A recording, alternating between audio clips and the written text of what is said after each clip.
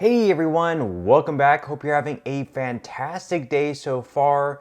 So tomorrow, the Social Security Administration is sending out payments worth all the way up to $4,873.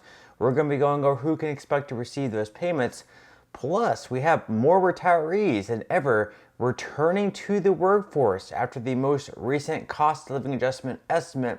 We'll be covering that news as well. But before we go ahead and dive into the main content of today's video, if you wouldn't mind helping me out real quickly by just giving this video a like, that just helps out with the good old YouTube algorithm, and also consider subscribing to my channel if you have not already.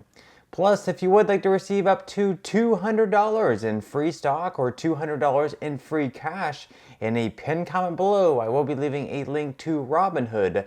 All you have to do is once you click on that link is just sign up for a free account and then simply link your bank account. You do not even have to make an opening deposit. At that point in time, Robinhood will be sending you one free stock worth all the way up to $200.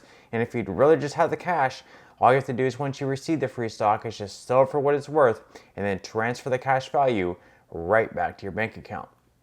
Okay, so diving right into our first story of today's video, and that is that Trump finally selected his vice president to run along with him, his running mate, and that happened to be J.D. Vance. So according to CNN, Trump selected Ohio Senator J.D. Vance, a critic turned ally, as running mate after a last-minute push from Sun. So obviously there was a lot of speculation of who Trump would pick.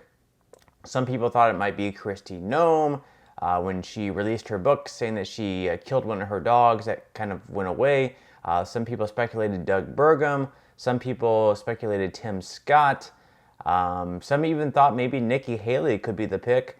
And in the end, it ended up being J.D. Vance, who a lot of people are saying that, he's not the most moderate candidate, that someone better might have been like the governor of Virginia, where he actually won like a blue state as a Republican, that he might have, expanded the map and actually reached out to more voters, whereas J.D. Vance is more of a MAGA guy, and he's kind of more of a bulldog, a great speaker, but a lot of people are saying that he's not going to expand the map because he's going to he has sort of the same policies as Trump, if not even stronger than that. So once again, according to CNN, Donald Trump has named U.S. Senator J.D. Vance as his running mate, further elevating the Ohio Republican who has adopted the former president's populist agenda after years of pointed criticism of Trump. Said, after lengthy deliberation and thought, and considering the tremendous talents of many others, I have decided that the person best suited to assume the position of Vice President of the United States is Senator J.D. Vance of the great state of Ohio, Trump said on his Truth Social platform. Trump's selection came on the first day of the Republican National Convention and just 2 days after he survived an assassination attempt at his campaign rally in Butler, Pennsylvania over the weekend. On the floor of the convention, shortly after news of Vance's selection broke, delegates celebrating the party's ticket were writing Vance's name onto Trump signs using markers. Vance, a venture capitalist and the author of the best-selling memoir Hillbilly Elegy, was elected to the Senate in 2022 after receiving a boost from Trump in a contentious Republican primary. It was a reversal from just 6 years earlier. Vance was a key voice in the, quote, Never Trump movement during the 2016 election and has a well-documented history of opposing the former president publicly. So Vance was one of the the Never Trumpers, the type that, didn't necessarily like Trump all that much back in 2016 whenever he was running for president. Of course, him and many others have changed their opinion of Trump after seeing him in office, and then of course seeing Biden take over in office and seeing sort of the differences between the two presidents. Hillbilly Elegy, that's actually an excellent book. I believe it's also, they have the movie out. I think it's also maybe on Netflix. I'm not sure if it's still on Netflix, but it's a very, very good book. I would definitely recommend all of you guys to check that out. One of my favorite reads for sure. Now, of course, in some other news, Tomorrow, the Social Security Administration is going to be sending out payments worth a max up to $4,873. We're going to be covering this article by Newsweek right up here on the screen. It says Social Security payments of up to $4,873 to go out this week. Of course, that is going to be tomorrow on July 17th.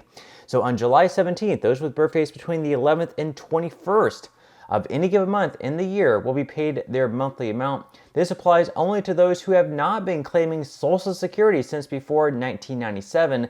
Recipients born on dates earlier in the month should have already received their checks, and those with birthdays falling between the 21st and 31st of any given month will get their money next Wednesday on July 24th.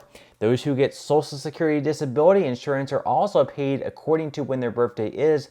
If you collect SSI, which is for disabled people with low to no income, or have been receiving Social Security payments since before May of 1997, you should have received your money on July 1st and July 3rd, respectively.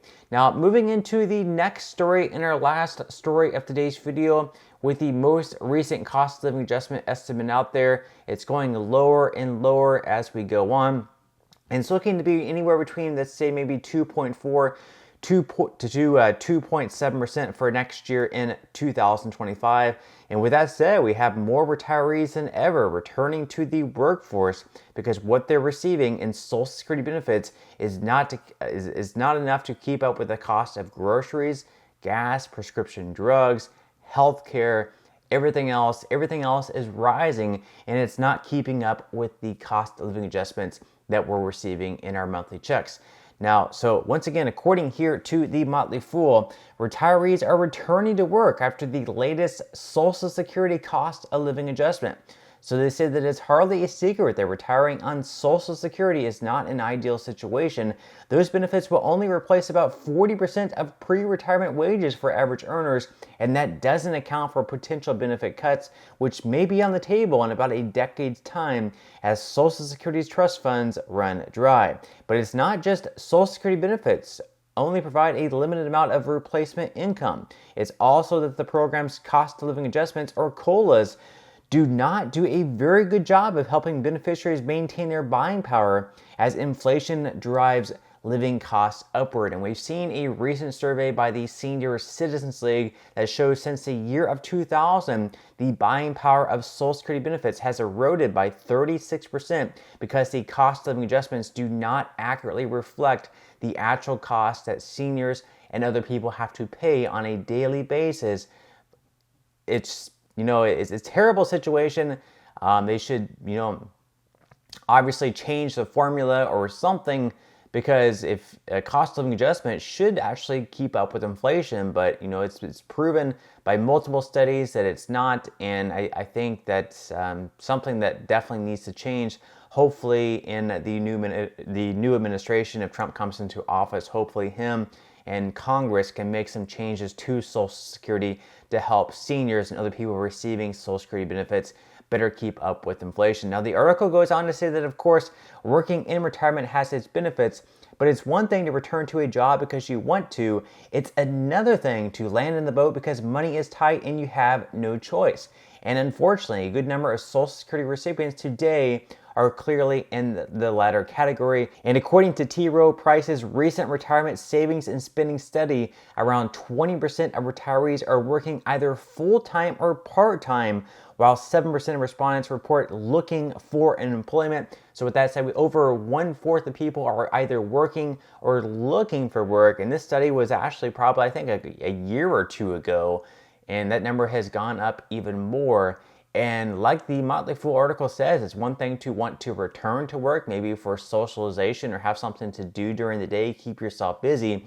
But it's a whole other thing where you're seeing that what you're receiving as Social Security benefits is less than what your expenses are. And even if you cut back on your expenses, maybe it's still not enough and you're being forced to go back to work. That's a whole other mindset in itself. So again, hopefully they can do something in the upcoming administration to fix this. But leave your thoughts and comments below. That's all we have for today's video. I certainly hope you enjoyed and found value out of it. If you did, again, I would greatly appreciate if you could give this video a like. Consider subscribing to my channel if you have not already. And I will see you in the next video.